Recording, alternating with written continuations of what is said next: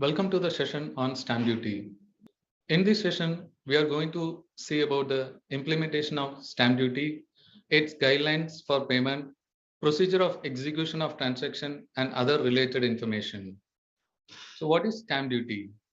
Stamp duty is basically a tax imposed by the government on the instruments mentioned in the Indian Stamp Act 1899.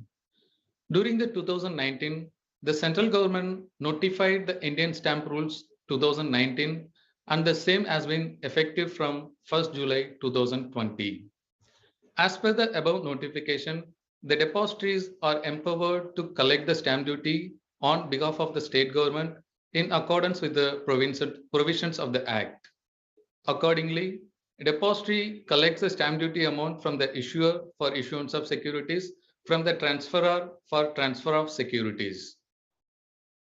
So now we are going to see in detail regarding these points in these sessions.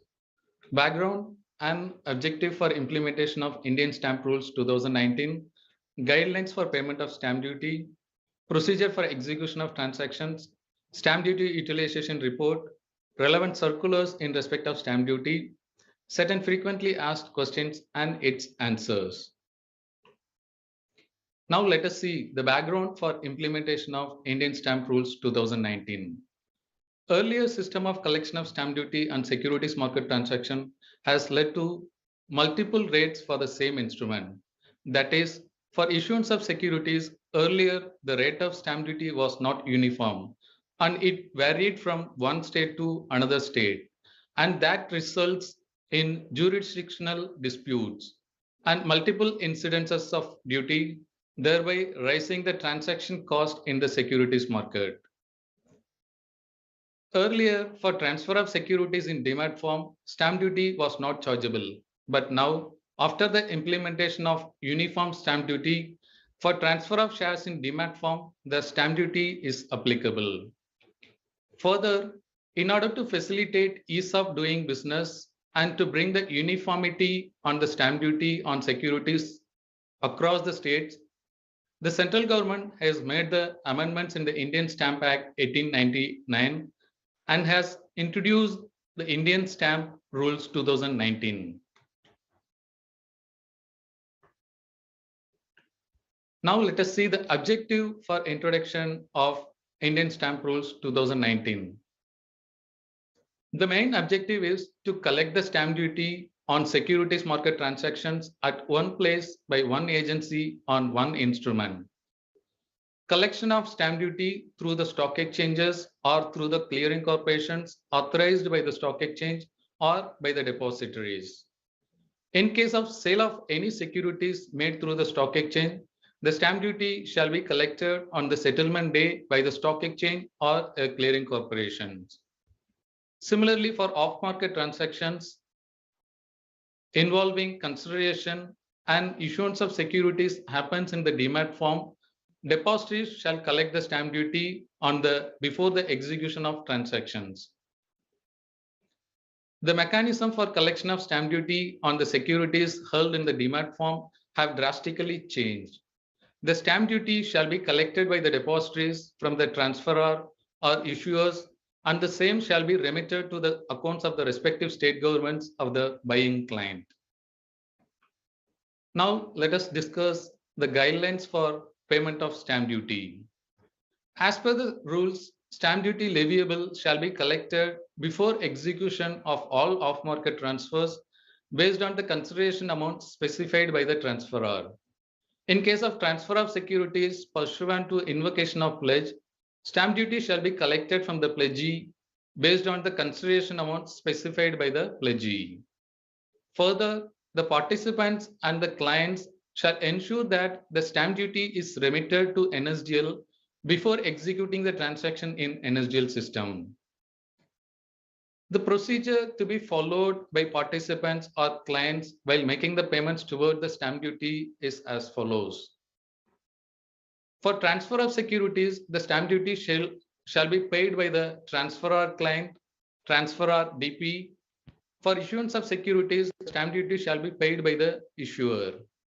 The participants or clients or issuer can make payment towards the stamp duty either through the payment gateway or through the NEFT, RTGS, internet banking, IMPS, using through the virtual account facility.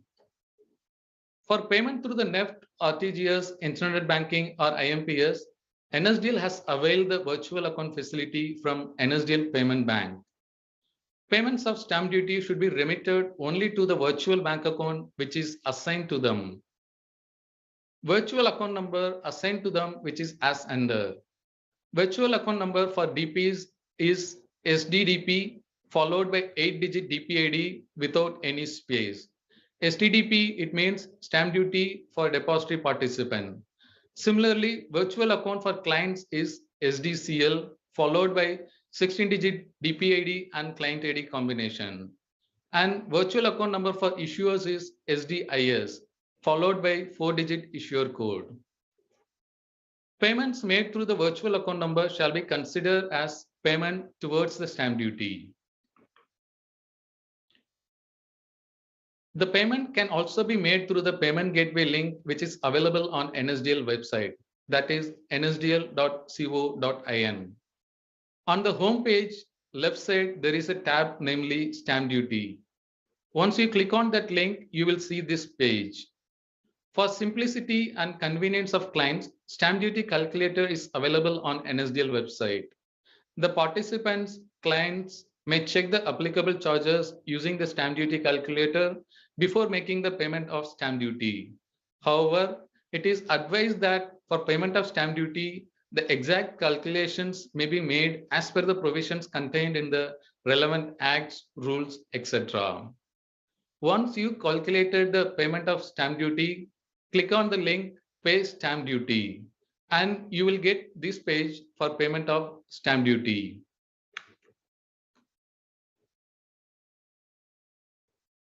Participants or clients or issuer are requested to use the payment gateway link only for the payment of stamp duty and not for any other purposes. Here, there is an option whether the stamp duty is paid by the Demat account holder or the depository participant or the issuer. In case payment is made by the client, they are required to mention the DPID, client ID, email ID, mobile number, and estimated stamp duty amount details while making the payment. In case the payment is made by the participant, then they have to mention the DPID, email ID, mobile number, amount towards the stamp duty details while making the payment. After entering the details, click on that Make Payment and select the payment mode. The payment mode, either it may be a net banking, credit card, debit card, wallets, UPI.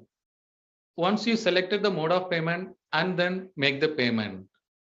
The funds remitted will be accounted by NSDL towards stamp duty under the DPID or the DPID client ID entered in the payment gateway page at the time of remitting the amount. After successful payment, challan will be generated for payment of stamp duty amount. Any queries with respect to payment of stamp duty, participant may write to NSDL at amitc@nsdl.co.in or arokiraj@nsdl.co.in. Now let us see the procedure for execution of transaction. As informed earlier, the stamp duty shall be remitted to NSDL before executing the transaction in the NSDL system. Accordingly, after making the payment, the client may submit the DAS to the DP. After receipt of DAS from the client, DP will enter the details in the NSDL system along with the consideration amount ISIN wise.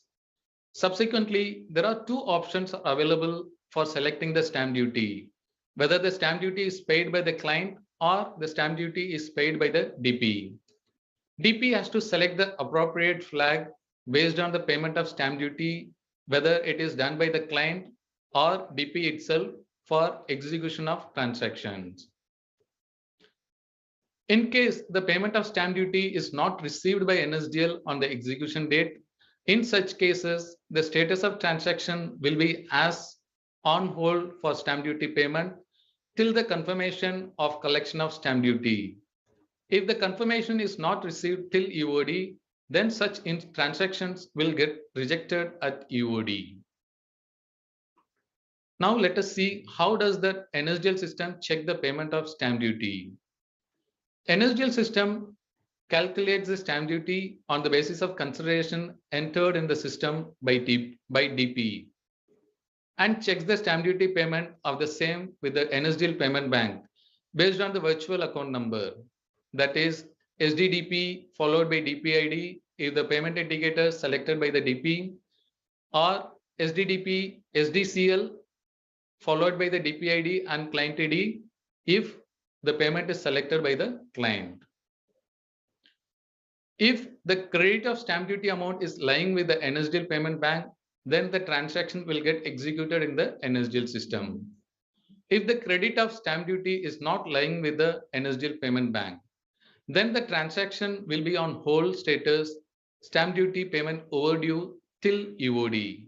Meanwhile, NSDL will send communication to the clients through email or SMS for payment of stamp duty with the payment gateway link. NSDL will check the confirmation of payment on a regular intervals. All transactions whose status is on hold will rejected at EOD. In this regard, participants may check the status of transaction on a regular basis, and if any transaction are on hold due to the payment of stamp duty, are advised to refer the stamp duty utilization report to check whether the sufficient balance is available for the particular transaction. Now let us see the importance of stamp duty utilization report. The stamp duty utilization report in respect of payment made at DPID level is available on ePOS. The stamp duty report will enable the participant to reconcile the details of stamp duty paid and utilized. The report can be accessed using the existing login credentials for ePOS. In the NSDL system, amount remitted towards stamp duty shall be utilized as per the indicator selected while executing the transaction in the system. That is, if the client indicator is selected, the balance is available at the time of execution against the DPID and client ID will be utilized. In case if the DP indicator is selected, then the balance available against the DPID will be utilized. Now let us see the process flow for viewing or downloading the stamp duty utilization report. The participant can log into the ePOS website and after entering the credentials, then click on stamp duty, view stamp duty utilization report. Then they have to select the date range and DPID from the DPID. Click on the view and all entries pertaining to that period will display on the screens. The participant may export in PDF or export in Excel facility is also given. Now let us see the relevant circulars in respect of stamp duty.